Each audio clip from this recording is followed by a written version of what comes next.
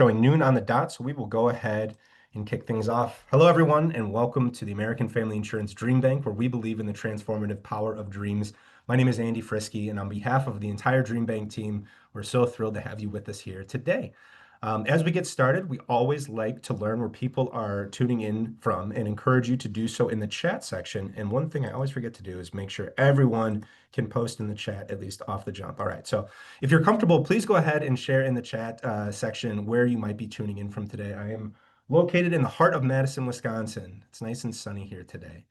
All right, we've got some folks commenting, so good to know. Chat is active and engaged. And just a couple housekeeping items too before we go ahead and kick things off. Chat is going to be the general discourse today. Go ahead and populate any questions you may have for myself or for Lena in there, whether they be technical related questions or questions in the content. We'll do our best to make sure that we address all of those questions. One thing that always comes up too is this event being recorded. This event is being recorded. So the event recording typically is posted within the couple days after the event is premiered, and the recording will be shared to the email address in which you use to register. So keep an eye out for that. But for those of you who attended our events in the past, welcome back. Thank you so much. And for those of you who are joining us for the first time, would love to take just a few minutes here and introduce you to DreamBank. So here at American Family Insurance, life's better when you're under a roof because when you feel totally supported and protected, any dream is possible.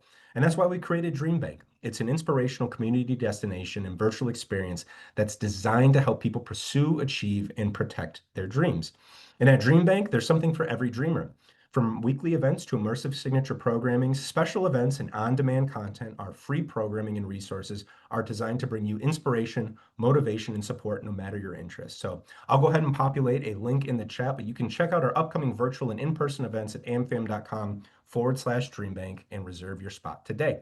A couple of housekeeping items for those of you who maybe are just joining us here. This event is being recorded and the recording will be shared to the email address in which you used to register today. If you have any technical related questions or really any questions for that matter, go ahead and reach out to myself in the chat section. I'll do my best to address those. And then Alina will also be asking or answering questions too today. So if you have any questions for her, be sure to populate them there as well. Lastly, there's a post-event survey that will be going out to the email address in which you used to register. Would really appreciate if you could take a couple moments and fill that out. That really helps us guide and dictate the type of content that we put out, and it's directly related to the feedback that we get from all of you. So would really appreciate if you could take a few moments to fill that out. But now, without further ado, I'd love to welcome back to the DreamBank virtual stage, Lena Jennings. So Lena is a master data storyteller who transforms complex information into compelling narratives that drive action. Drawing on her experience of almost a decade in data analytics at Google, she partners with Fortune 500 companies, nonprofits, and government agencies to unlock the persuasive power of their data. Beyond the corporate world, Lena brings her analytical expertise to the nonprofit sector as executive director of Cinnamon Girl Inc., where she leverages data to demonstrate program impact and secure critical funding. With a unique blend of technical prowess and communication skills, Lena helps organizations distill complex insights into clear, actionable strategies that influence decision makers and inspire change.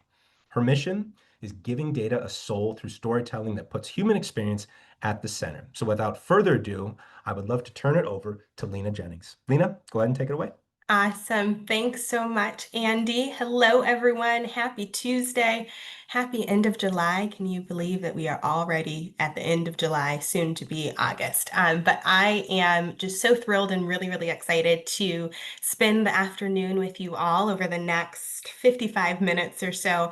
I'm just sharing a little bit about storytelling with data, something that I am so incredibly passionate about and really excited to help you see why I love it so much. And so just Andy did a brief background, but just to kind of a little bit of information on me. My name is Lena Jennings, and I see we have a lot of Midwest folks in the chat. I'm based in Chicago, Illinois, and funny enough for me, I never, ever, ever, ever, ever, ever thought that I would be an analyst or do anything in relation to data because ever since middle school, I remember being in Miss Wong's seventh grade math class and not doing well at all. Constantly struggled with the content, constantly struggled with our test, constantly struggled just grasping the concepts.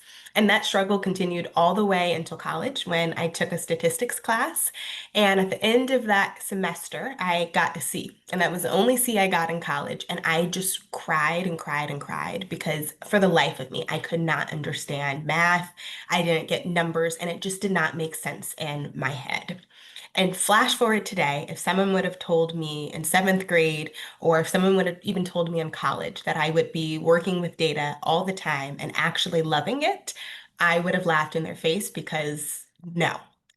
And so for me, when I think about how and why I built a career in data analytics when math has never ever been a strong suit, I think about it because math is simply foundation of patterns.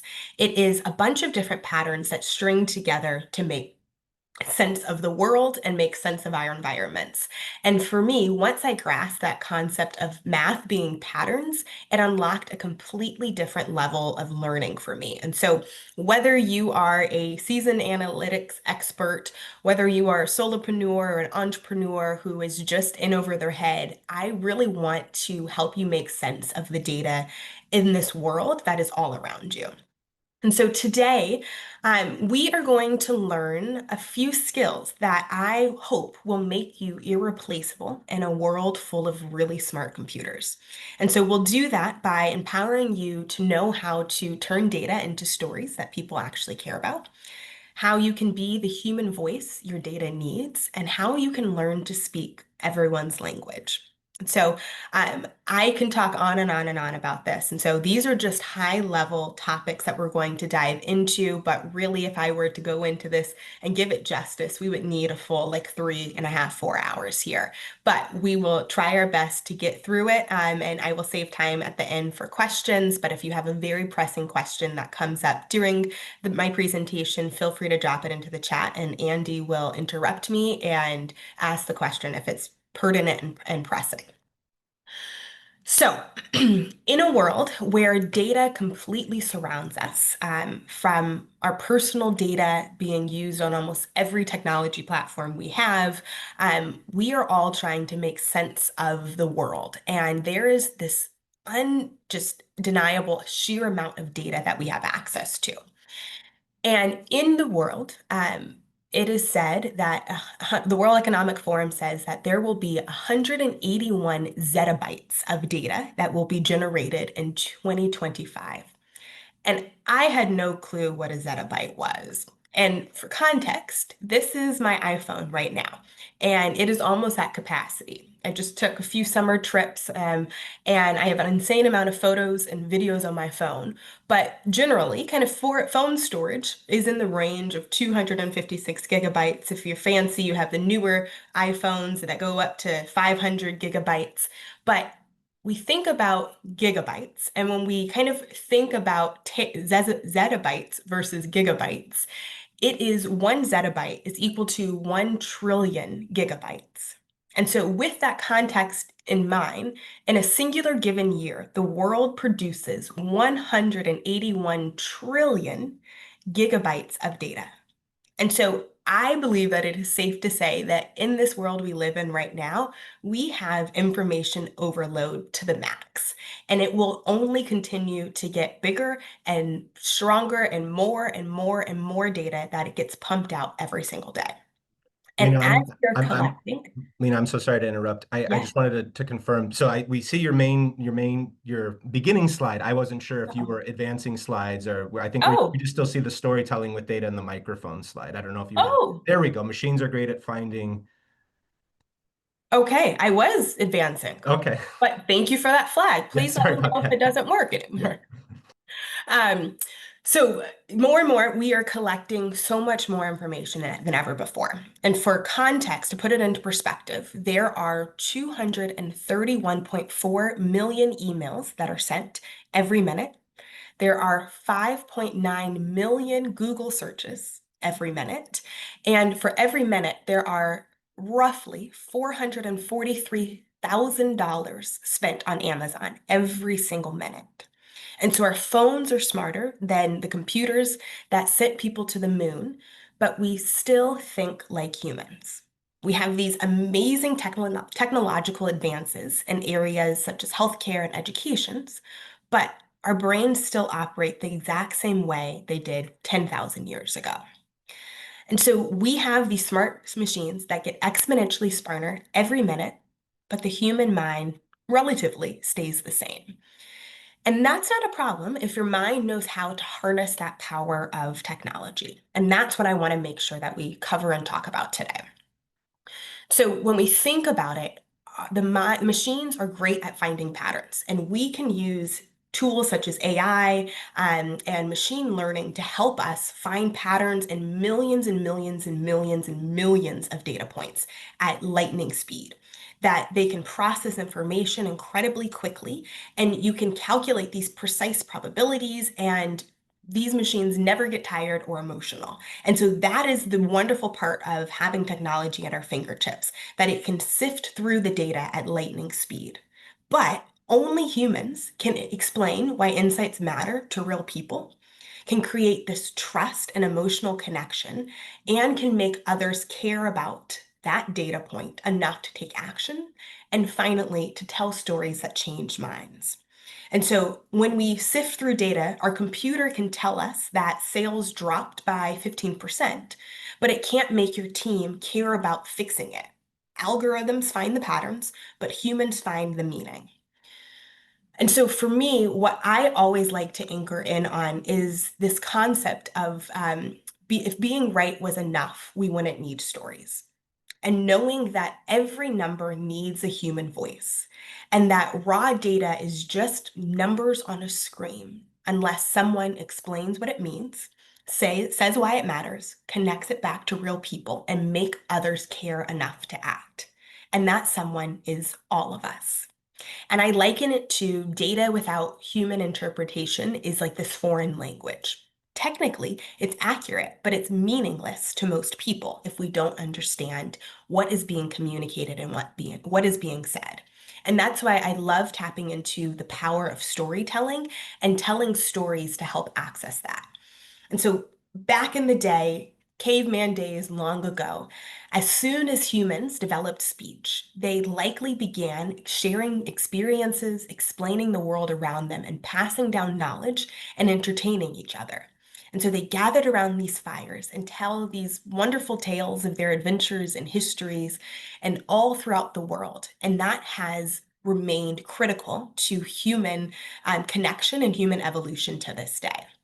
Stories are a way of making sense of the world, and that is the primary mode in how we connect with one another. And so we make decisions based on trust, and trust comes from connection to other people. So, for example, you buy from the salespeople you like, you believe recommendations from your friends, and you follow leaders who inspire you. And so the machine might be able to find the insight, but only you can make people believe it. And so for me, something that is going to be irreplaceable, no matter all of the fears in the world of AI is going to take our jobs, AI is going to kind of drastically impact the economy. Yes, it will drastically impact the economy, and it might even take away some jobs. But to make yourself indispensable, you have to learn how to harness the power of storytelling. And so I want to just back up just a little bit to think about the foundation of how humans communicate and what that communication looks like. And so at the end of the day, all communication is simply a form of encoding and decoding. If does anyone kind of have any context or know what encoding or decoding means?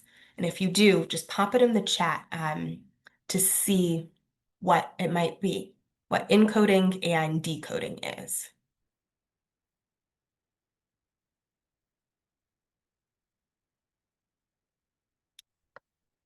If anyone has an idea. Okay, I'm seeing some encoding is integrating and decoding is deconstructing. Encoding are data inputs, makes a message in a format. Oh, I lost it. Makes a message in a format that people can understand, that they can figure out through critical thinking and discovery. Encoding is the data, and the decoding is the message of the data, what the story will tell. Yes. Um, Thank you for those. And you are all kind of spot on there. Encoding is a way in which we communicate, and decoding is a way in which we process that information. And so I want to just give an example of this and go through kind of a live demo of encoding and decoding in real time. So, a question for you all that you can put in the chat of what does this decode to? This simple symbol here, how are you interpreting it? It can be, so I see a pause or a hard stop. Any other ways in which that this symbol here can be decoded. I see a two, Roman numeral two, a parallel path, equal size on its sides. And so we can see here that we have this symbol of these two lines, pause, Roman numeral two, twin towers, a road. We see that this one singular symbol here, these two lines here, are decoded in different ways by people in the virtual room. And so this one symbol is decoded in different ways. And so I want to put up just another example to see what you all think that this one decodes to. What does this symbol decode to? I see two, the number two, two, two, two, two. So this is the number two, and there kind of is one interpretation for this way to be decoded. And so yes, it is the number two, but really it is a squiggly line or squiggles that has been encoded as the idea of two. And this will still be representing of two, whether it be two things or two-ness. But this encoding has been chosen to represent the idea of two. And it has been chosen to represent two over the years, that so much so that everyone has one singular interpretation of it because the context around this squiggle has been ingrained in our heads to represent two. And so that idea of this encoding has stuck with all of humanity to learn what two is. So one interpretation here of this two. And so I want to just do one more and see if people know what this encoding is. Does anyone have any idea of what that encoding represents? Okay, I see lines, I see an equal sign. I see steps, I could see steps. Oh, a road on a map. Okay, two in Mandarin, two in Chinese, and distance, parallel, two in Japanese. Okay, so this is actually the Chinese character for two. And it, for like 1.5 billion people on the planet, that decodes as two just as fast and just as easily as the one above. But if you're not familiar with this character symbol, you're not going, or you're not exposed to it, it doesn't decode in the exact same way. And so that is something that I want to just make sure that we understand how decoding works and how sensitive it is to the audience.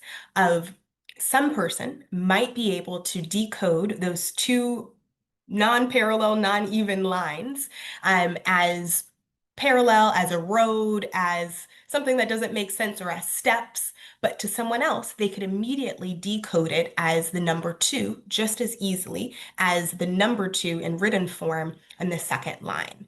And so I want to just make sure that we know that context and how sensitive it is to the audience matters here. And then just finally, does anyone know what this last line decodes to in this context? Okay, there's a 10. Binary, the number 10. Coding, um, the number 10. Okay, so 1 and 0. So thank you for that. There are definitely, it's definitely the number 10, but when you put it into context, Ola and Sergey said that it represents two because it is one binary for two. And since everything else in this line it is to by association. And so, because this context that it's in represents to, we can make the assumption, given the context that it's placed in, that this also represents to. And so here, I want us to all be aware that context matters. And so the information that people are exposed to prior to when you present information to them, prior to where you present your ideas or your data points to them, they bring that context into their meeting with you. They bring that context into your presentation, into your talk, and that influences how people decode even the simplest things. And so, because we are so incredibly sensitive, we have to be aware of how people are decoding the information we present. And so, the main challenge of communication is when we're communicating, one brain encodes the information. So we present the information, we write the information, we share the information, but multiple brains have to be able to decode it. And that decoding is incredibly sensitive to a variety of factors. And so we've seen some of them here where your prior experiences matters, the type of education you've had matters, or even some biological factors in the case of things like color blindness influence how people decode information. And so the ways in which you choose to encode that information, it really does have a big deal on how we communicate effectively with one another. And so, one thing that I want us to all remember when we are presenting information, and it has to be foundational here, is that every mind decodes information differently. And those differences that seem incredibly small can make a very, very, very big difference. And so the challenge to us as communicators is recognizing that what might make sense to us might confuse others. And so we have to think about what our audience needs and not just necessarily what we want to say. And that is a really big challenge that we're faced with. And oftentimes, we as business owners and experts in our own fields and spheres of influence, we have something that's called the curse of knowledge. And because we are so deep into the weeds of our world, that we often unconsciously assume that others have that same level of knowledge and context, which can lead to miscommunication and lost opportunities. And so we have to recognize that as communicators, we are a bridge between data and decisions. Whether we like it or not, we have to learn how to speak the language of our audience. And in order to do so, we have to learn how to tailor our communication to different stakeholders and understand that how they are decoding the message that we are encoding is a huge factor on whether or not they will receive the information. So, with that, I want to dive in and give you some simple tools on and frameworks on how do you set your story up? How do you make sure that your story is decoded in the right way that is helpful for you and helps you achieve your intended goal?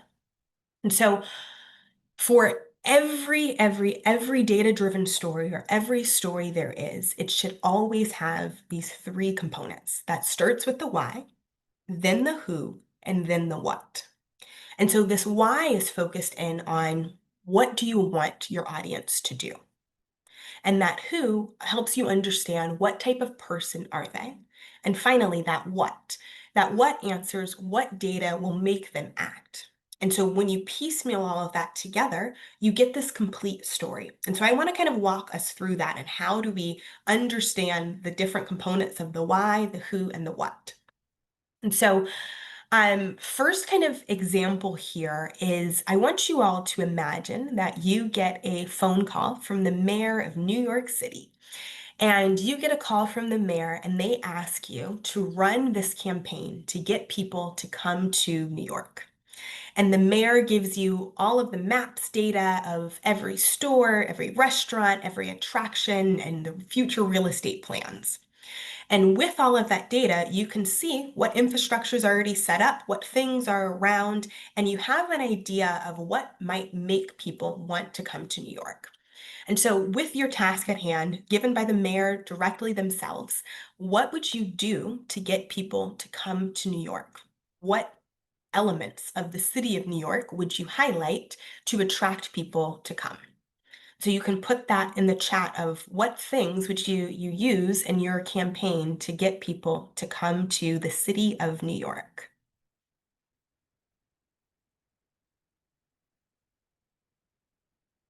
Hmm. Resilience, possibility, warrior spirit. I like that.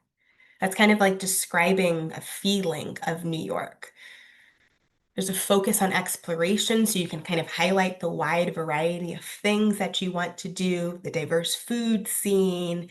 Um, you can figure out the audience. I'm looking at artsy Broadway, brunch, financial wizards, some sightseeing, incredible history, best in class theater, creative arts, diversity, tourist attractions, places that you can find here, possibilities of opening locations, all, seeing giant rats, yes, that also might not be an appeal, but definitely an element of New York.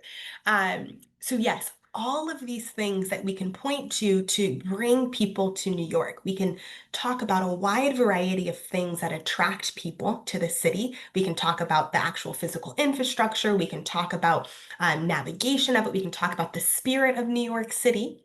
But one person put in the chat around it depends on the audience that you are trying to appeal to. Because New York is such a wide and vast region and kind of environment and city, that there's something in there for everyone. And so we go back, we present our presentation, and the mayor is actually like, you know what? I want people to come to New York to be able to spend more money. And I want them to be able to shop a little bit more. So with that refined scope, how would we entice people to come to New York? What information would we want to highlight in our campaign to bring people to the city of New York? Keeping in mind the goal here of getting people to shop and spend money. So fashion, neighborhoods with niche shops, world-class shopping, diversity and individuality that can be bought commercially, dense shopping venues, Fashion Week, yes, Soho. So yes, we can zoom in on oh, the Christmas window displays are my absolute favorite. So we can zoom in on all of those different elements pertaining to the shopping experiences of New York.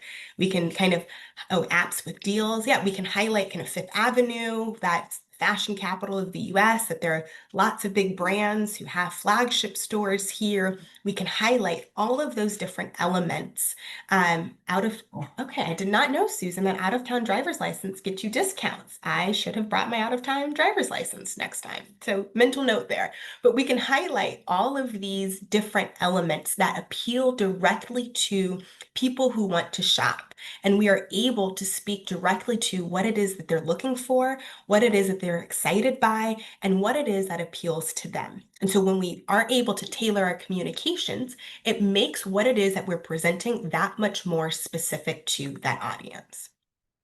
Another one, for example, is the foodie. When we highlight the foodie, some of the things that I would highlight is one of my kind of favorite stats is that if you go to a different New York City restaurant every single night, it would take you 22.7 years to eat through all of the New York City restaurants. 22.7 years. So if that does not appeal to a foodie, I don't know what would.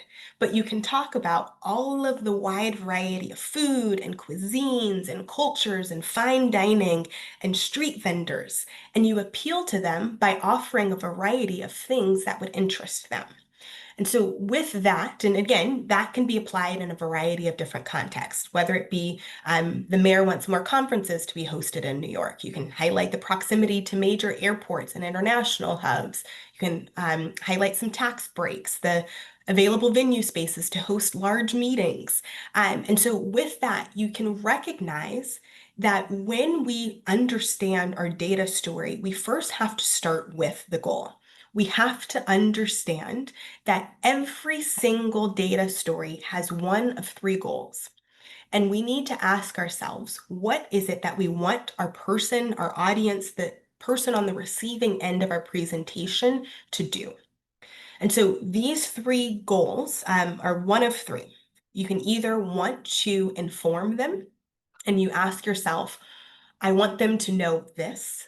You can either want them to decide something, I want them to choose this, or you can even persuade them. I want them to believe this.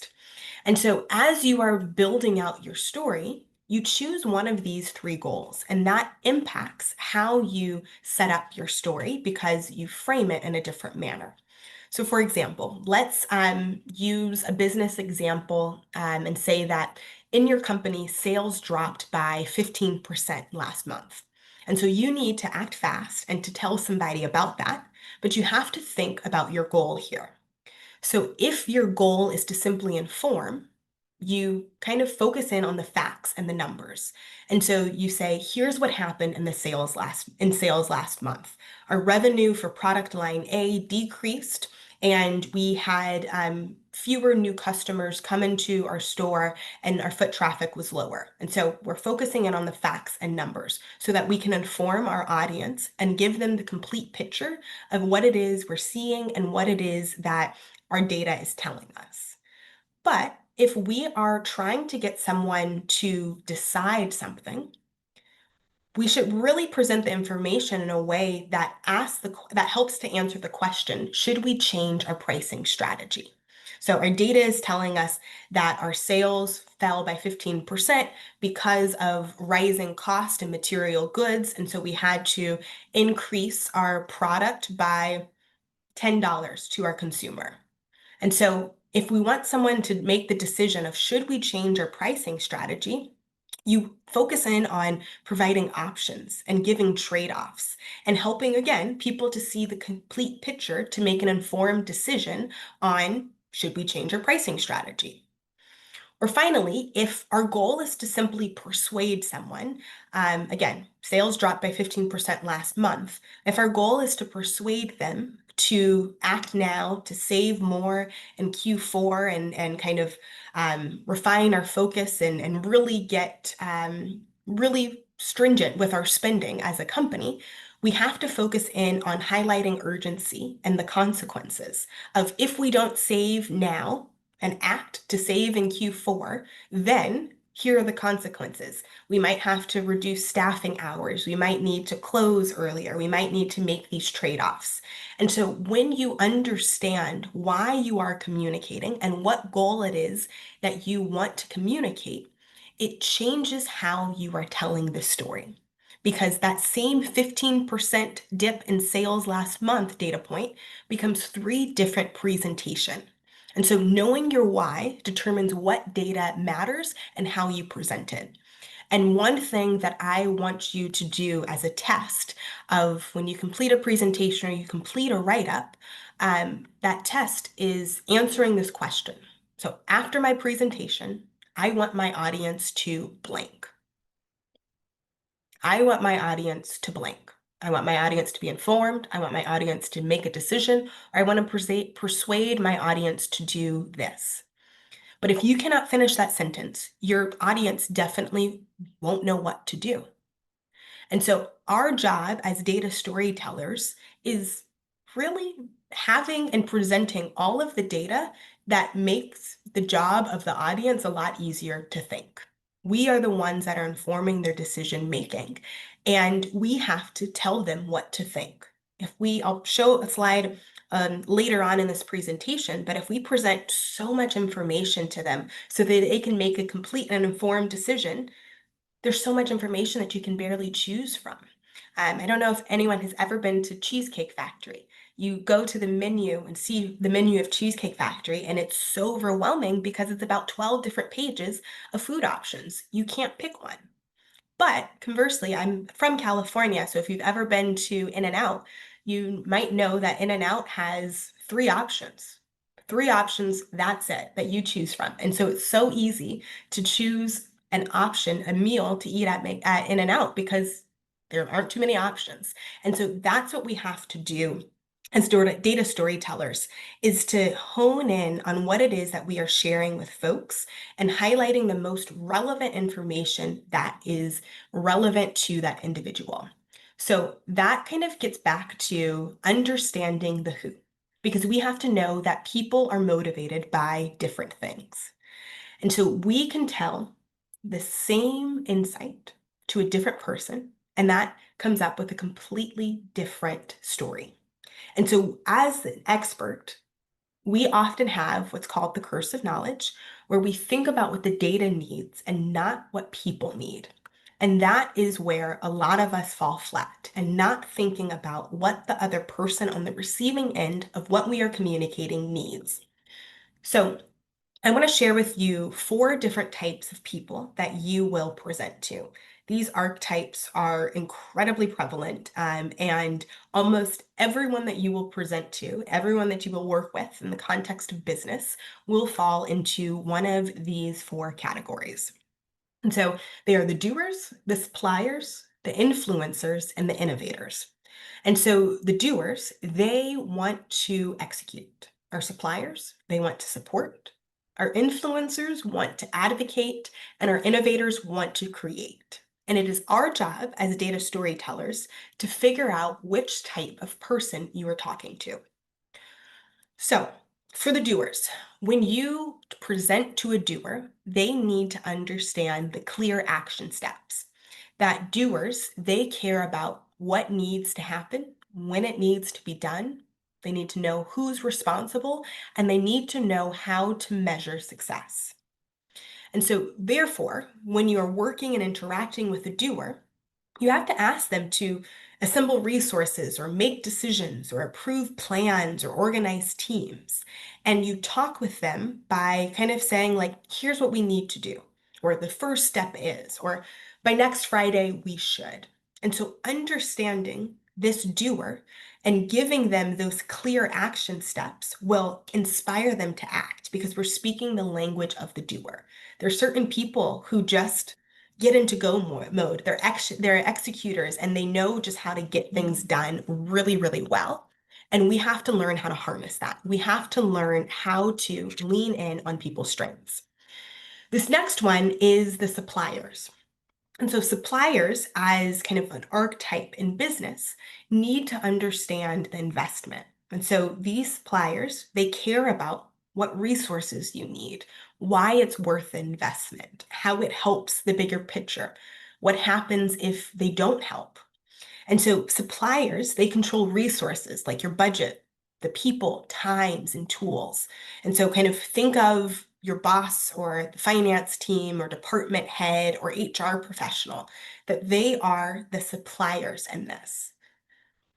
Our influencers, they care about kind of why this matters to others. They like the social proof of and success stories of whatever it is that you're building or doing. They think about how it benefits everyone, and also they think about what people will think.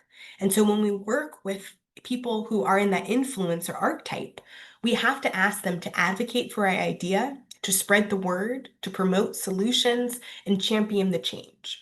And so influencers, they have this incredible network and credibility with others, and you want to harness that. And so think of your influencers as your team leads or community leaders or respected colleagues in your environment. And so you ask them to, whether it be join your board or ask them to help fundraise for you, or you ask them to help promote your business, help to promote whatever it is that you're doing. You ask that of influencers because they have the social capital and they like doing that stuff. That stuff matters to them. And finally, we have the archetype of an innovator, where innovators need to see the possibility. And so, what innovators care about, they care about what was possible now that wasn't before with this new product or this new thing. They are caring about new ways to solve old problems. They care about these creative opportunities, and they care about being the first to try something. And so when we work with innovators or when we're communicating with innovators, we ask them to generate new ideas or experiment with solutions, pioneer these new approaches, and imagine what could be. And so innovators, they get really, really excited about potential and creativity. And so think of our innovators as kind of designers or even entrepreneurs or research and development teams or even engineers who want to see the possibility of something come to light. And so when we understand these four different archetypes, we then begin to tailor our content of whatever it is that we're speaking and communicating to the right individuals. And more importantly, you present the right information to the relevant person to achieve the action that you want. So let's say you want to um, let's say you want to build out a new kind of product line in your company. And building out this new product line in your company is this completely new thing that has never been done before, and you're bringing it to the market for the very first time. So you might pitch it to an innovator, and you work with the innovator to kind of flesh out the idea, to test things with, to kind of go back and forth and repeat and iterate with them. And once you kind of have that final product that you're proud of and that you're excited about, you want to get it out there into the world. And so you work with the doer, and you working with that doer begins to give shape and put legs on your idea. And in putting legs on your idea, it'll start to grab some traction. And in grabbing some traction, you want to work with the influencers so that they can scale your idea, spread your idea to the masses and to your relevant audience. And then you kind of get to a point where you're like, wow, I need more capital to do this. I need more human capital or financial capital to spread this idea and really take it to the level that I want to take it to. Then that's where you communicate to your suppliers and share, like, this is what we have. This is the idea that we have been able to execute on thus far, but we need these extra five hands on the team, or we need an extra $50,000 to make this happen. If we don't make it happen, then it'll fall flat and we'll have to close up shop. And so, just in thinking about that one singular idea, you can partner with different people in different ways, but you also share different information to the individuals who can help you best. So, you have to know who it is you're talking to. You have to understand what it is they care about. And most importantly, you have to understand their strengths and learn how to play into them. And then finally, you have to answer the what. You only include data and present information that serves your why and your who. And so you have to kind of ask yourself some filtering questions of, if I am presenting this piece of data or presenting this information, does it help me achieve my why? Does this matter to my who? And does this make them more likely to act? And so if the answer is no to any of those questions, you leave out that data point. You have to understand that less is more. And sometimes it is so incredibly hard to present complex things in the simplest of forms. But this is how I utilize AI to help me kind of tone in my messaging and what it is I have to communicate. Is I plug whatever it is I'm trying to communicate into an AI platform. And then I say, translate this into a manner in which my grandma can understand. And that helps to remove all of the complex jargon that I'm using. That helps to remove all of the fancy words that I wanted to use to make me sound smart. And that also helps to make sure that my ideas are used in the simplest of ways. And so when we think about what data points to include, we have to be mindful of who it is we're communicating, what it is we want them to do, and will this make them more likely to act? And if it does not, we exclude it from our presentation. And so I'm going to breeze through this quite quickly, getting to the structure, because I realize that we're running short on time here. But I'm thinking about the structure of a story. When we kind of think about storytelling, we have to go way back to the fifth grade or middle school, elementary school, when we learned about that hero's journey. And that gave us the basic framework for storytelling. Every great story, movie, TV series follows this format.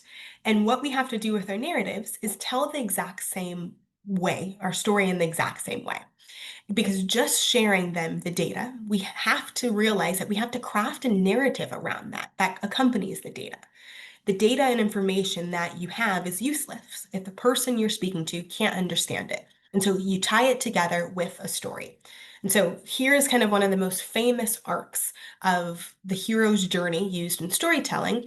But what I want to present to us is a really kind of simple framework that I use as I'm crafting my narratives. And so, when we are speaking, we have to find the core of our idea. And I want to challenge you that every data insight and every data point that you have has a human story hidden inside of it. So if you say things like sales increased by 23%, or customer satisfaction improved, or our processing time decreased, that you can always add in that human story there and that human element to put people back into the center of it all. So you can say things like, our customers are buying more because they trust us. That's what led to our sales increase of 23%. Or customer satisfaction improved because people are happier with our service. Or processing time decreased. And so we're saving families time that they can spend with their family and with one another and doing things that are more important to them. And so I want you to remember that as you are finding the core of your idea, make sure that you're finding the humanity behind your data point and putting that at the front of your data story, because you are talking to another human being on the other side of your presentation. And if we do not anchor the human sentiment and the human story in it, it's always harder for individuals to understand and relate and connect to your point that you are trying to make. And so this is a real simple framework that I use for all of my data-driven stories. First, it's understanding what my unique point of view is. So what is my unique point of view on the topic? And then I marry that with the stakes. And so if my audience does not adopt my point of view, what will happen? And so helping them to understand what's at stake here. And then you combine those two to form a complete sentence. And so that is your point of view plus the stakes equals a complete sentence. And that becomes really easy to understand. So for instance here, my unique point of view is that I want to get across is that if you want to make a dent in this world, it starts with a well-crafted story. And most people, they just stop at their point of view.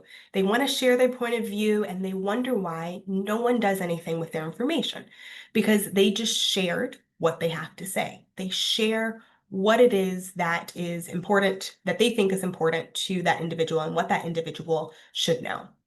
But it falls flat because that presenter does not answer the so what question. And so when we add the stakes in for our audience, they're far more inclined to act because they know what's in it for them. And so what's at stake here is storytelling being key to advancing your career. And so my point of view, storytelling is key to unlock your abilities.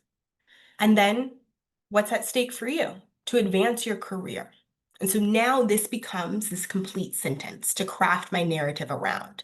So when you are presenting something, whether it be to your team or to investors or to your board of directors or your boss, make sure you always use complete sentences. And using complete sentences requires you to know your audience. Like we talked about in the section before, it requires you to clearly articulate what is most important to your audience. What is something that they will care about that will point back to your goal to evoke change? And so the goal is always to transform your audience from what they think, what they feel, or what they do today, and what they will do tomorrow after they hear your big idea. And we, as data storytellers, facilitate that transformation to create an idea so clear that that audience understands that it's the only thing that they can do is to adopt that idea and change. And that's what we want to get to. So we always, always, always have to include what is at stake for our audience. And as you are crafting your narratives, be sure to ask yourself the so what. Put yourself in the shoes of your audience members and ask the question, why should they care about this? And when you have the why they should care about this, you're far more able to convince them that this is important and that this is something that they need to do and what they need to act on. And so now that we have kind of our why in hand and what we're communicating and we know our goals and we have our audience identified, Then we get to the opportunity to be able to share our presentation with others and present the data. And so I just want to go very quickly through some tips and tricks when it comes to data visualization. And this is something that I just genuinely love. And it is, again, a topic that I can deep dive on for hours on end on how do we properly showcase our data in a way that is appealing to visual learners. And so our body and our brains are wired for images. We can pick up on an image so much faster and retain an image so much better. And so, in fact, studies say that at least 65% of people are visual learners. So, meaning that if you are optimizing towards incorporating visuals into your presentations or making your presentations more visually appealing, roughly 7 out of 10 people will actually walk away with a better understanding of what you are sharing when you include visuals into your presentation. And so, talking about using numbers in a visual way is going to be incredibly important to making your ideas stick. And so, if you are a numbers person and want to be even further convinced, there's a university study that provided the same content to groups of individuals in different methods: spoken, written, and visual and verbal. So after about 3 hours, the visual verbal group's recall was 80%, whereas written was 72%, which is still pretty good, and spoken was only 25%. But after 3 days, the visual verbal recall was still at 65%, but spoken was only at 15% and written at 10%. And so visuals stick with us so much more because we remember the imagery that we have in our head. And there is a book that I want to have you all kind of look up on your own time. It's a book by Nate Silver. And he is a statistician, and he was the founder of a popular website, 538. And it focuses on data-driven analyses across politics, sports, science, and more. And he's really famous for his incredibly accurate predictions, particularly around the near perfect prediction of the 2012 elections. And so his book emphasizes the importance of separating meaningful patterns, which are these signals, from the overwhelming amount of irrelevant information, which is the noise. And so when we look at data and we try to tell a story about it, there's so much information and data that we can choose from, but we have to be keen on understanding how do we only present information that is most visually relevant. And so here's an example here. This was from the 2018 US primaries. And we see that we are looking across different demographics and biographic traits for nominees for Senate. And so as we're looking at this, we're kind of like, okay, what does this mean? We're sitting here, we're looking back and forth, trying to get to the main point of that graph. We see this data, but really, what is it telling us? It's kind of hard to decipher what it is telling us and what it's trying to communicate and what the so what is. And so we're like this cat going back and forth, like, I'm trying to understand. But with a very simple visualization, you're able to clearly see the traits that the nominees had in the 2018 primaries. Um, were primarily women and were primarily past elected officials. And so just from reorganizing that chart into a simple bar graph, we're able to see the trends, we're able to see what's most important, we're able to understand kind of what that individual is trying to communicate here. And so when we think about the data, data really is not confusing, but most often than not, it's the mode in which the communicator chooses to communicate that becomes confusing. So it's all in our messaging and our framing of the data. And more importantly, recognizing that we don't have to write much here, that we can use charts and graphs to be able to tell our story. But I want us to be warned that we don't have to use everything. We don't have to present everything all at once. And really, less is more here. And so our first goal is to really understand that we cannot leave our visualizations up for interpretation, that we have to tell our audience what to think. And so, what I want to do here really quickly in an example from this is from a IT group that I worked with, and they were tasked with kind of showcasing and analyzing the number of tickets that they received over the course of a year. And the presenter formulated this graph, pulled it all together, and they were so surprised that people, after looking at this graph, weren't going to do anything with the information.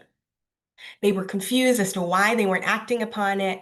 And after looking at this, I totally get it. I get lost in this graph. There's no story to bring it to life, and I really don't even understand what I'm looking at.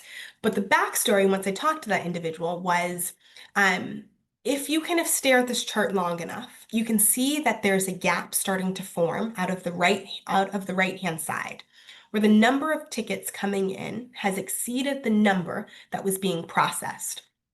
And as I got more information, I realized that that team had lost a couple of resources, they were understaffed, and they really wanted to hire a couple more people. And they could not understand why no one was going to help them do that. They went to their supporters to ask for more headcount, and their supporters said no. And I strongly think it's because of this graph, because of how they communicated. And so after working with them, I was able to format this graph and change it from what we previously saw to this. Again, really making this call to action incredibly clear, annotating the context directly on the graph, drawing attention to the graph, and drawing attention to the gap in which that pattern starts to form. And so we see here that these are two examples of the exact same data sets, but presented in different ways. And so there are issues not with the data, but in how we begin to communicate the data. And so um, I want to just encourage you as you are formulating your data and pulling it all together to eliminate every distraction to your message. Not all data is equally important. You should only give readers what they need. You push necessary items that don't impact the message to your background and help remaining items stand out with even more reduction. And just very, very quickly, here are some ways. I don't have time to go through this, but you can take a screenshot of this slide. And here are some ways in which you can highlight your message, how you can have your message stand out on a slide in your presentations, whether it be by manipulating line width, orientation, size, enclosure, hue, coloring intensity, to help your audience draw their eyes exactly to the point that you want them to focus in on. And so there are a variety of techniques that you can use and levers that you can pull when it comes to data visualizations, but here are just some really, really simple ones that you can elicit immediate results.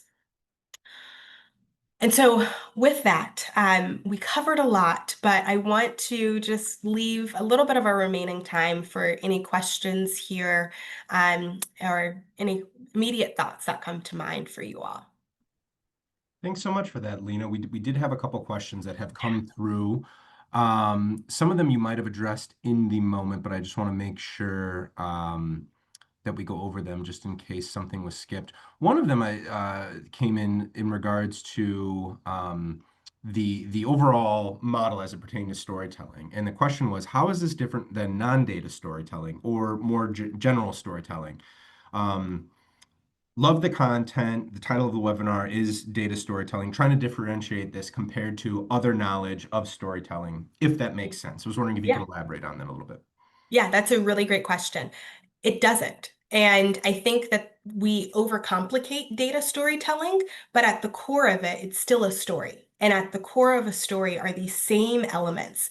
And if you look at a story, whether you're watching Pixar or you're reading a 60-minute interview, or you're reading Bloomberg or the New York Times, or you're reading a research report, you set it up in the exact same way and you present the most relevant information to the audience that you are trying to communicate to.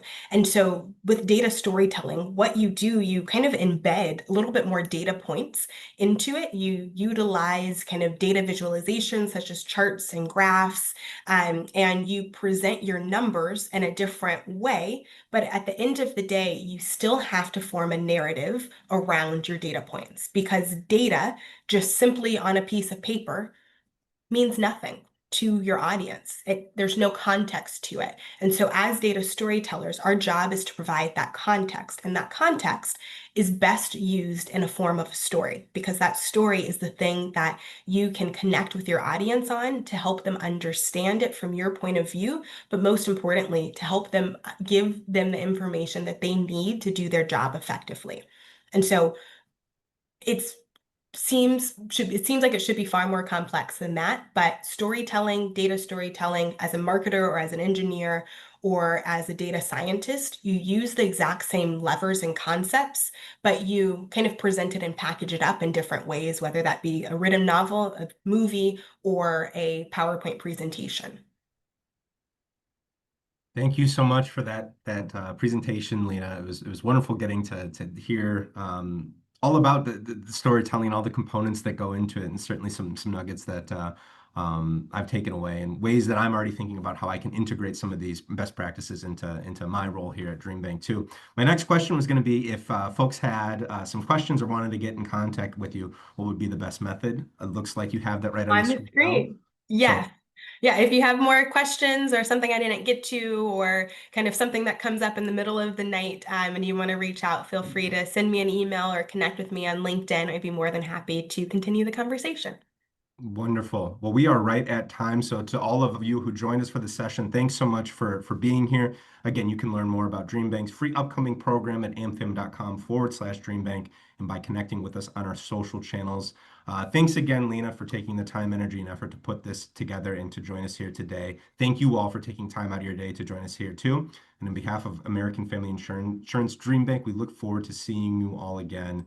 Until the next time, keep dreaming fearlessly. Take care. Have a wonderful day. Bye.